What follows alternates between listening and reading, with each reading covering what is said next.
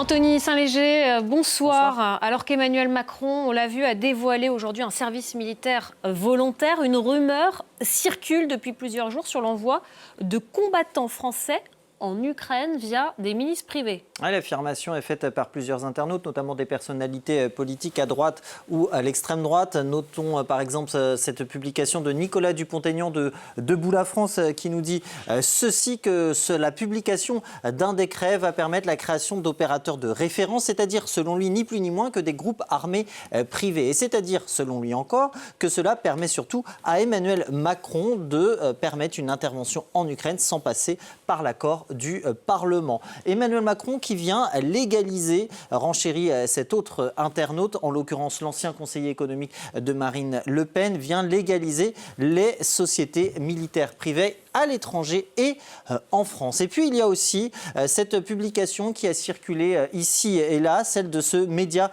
biélorusse qui nous dit ceci, que nos soldats vont être transformés en opérateurs économiques. La publication, elle est assez longue. Dans une deuxième partie, on voit cette affirmation que la France a trouvé une ficelle pour envoyer ses militaires en Ukraine sans l'admettre, intervention déguisée donc, il s'agirait de ça, et de dénoncer un pompier pyromane dans la personne d'Emmanuel Macron. On est tout simplement dans une situation de clownisme pyrotechnique, assure le média biélorusse. Donc des affirmations qui trouvent évidemment une certaine résonance du fait de l'annonce par Emmanuel Macron de ce service national volontaire d'une part, et aussi par les propos polémiques du chef d'état-major des armées, Fabien Mandon, il y a quelques jours, qui assurait que la France devait se préparer à perdre ses enfants, même si ces propos ont été précisés depuis. Sauf que le décret qui existe bien ne dit rien de tout cela. Non, absolument pas. De quel décret d'ailleurs s'agit-il? Eh bien de celui-ci, celui du 31 octobre 2025, qui a été publié le 1er novembre au journal officiel, relatif, vous le voyez, aux opérateurs de référence, les fameux du ministère des Armées pour la coopération militaire internationale. Un décret qui nous dit quoi précisément? Zoomons un peu. On apprend qu'il s'agit du maintien et du développement de l'influence de la France, qui requiert une assistance des armées par des opérateurs économiques de référence, capables de quoi? De seconder ou de se substituer aux forces dans certaines missions identifiées. Est-ce que ça veut dire pour autant qu'on parle de combattre et d'envoyer des soldats? Eh bien absolument pas. Et d'ailleurs, ce décret le précise très clairement dans son article 3. On va le regarder ensemble, cet article 3. Voici ce qu'il nous dit. Que les opérateurs de référence sont consacrés à des missions de formation, d'entraînement, de maintien en conditions opérationnelles ou de soutien. Donc ces entités, ces personnes ne sont pas engagées militairement dans un conflit armé.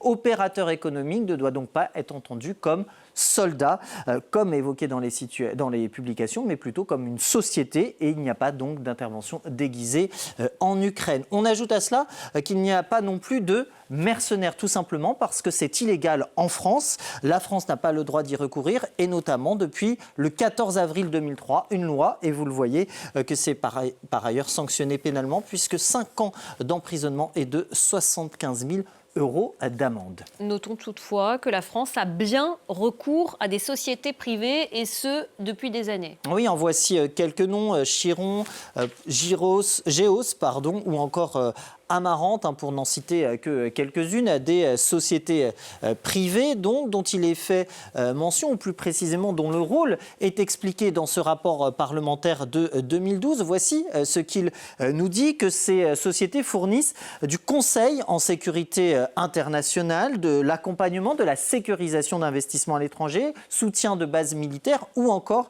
logistique. La France qui appelle par ailleurs ces sociétés des ESSD pour entreprises de services de sécurité et de défense, et non pas des SMP, des sociétés militaires privées, parce que ça c'est plutôt l'acronyme anglais, en tout cas une étymologie anglo-saxonne, et c'est un terme qui a plutôt mauvaise réputation et qui est entouré de nombreuses spéculations. En résumé, donc, ce fameux décret du 1er novembre dont je vous parlais tout à l'heure ne vient pas créer des sociétés militaires privées, il vient simplement donner un cadre légal beaucoup plus précis, formaliser le recours à l'armée, de l'armée à ces opérateurs de référence, mais pas de création de milices privées, pas d'intervention militaire déguisée et pas d'envoi de soldats français en Ukraine. Merci Anthony.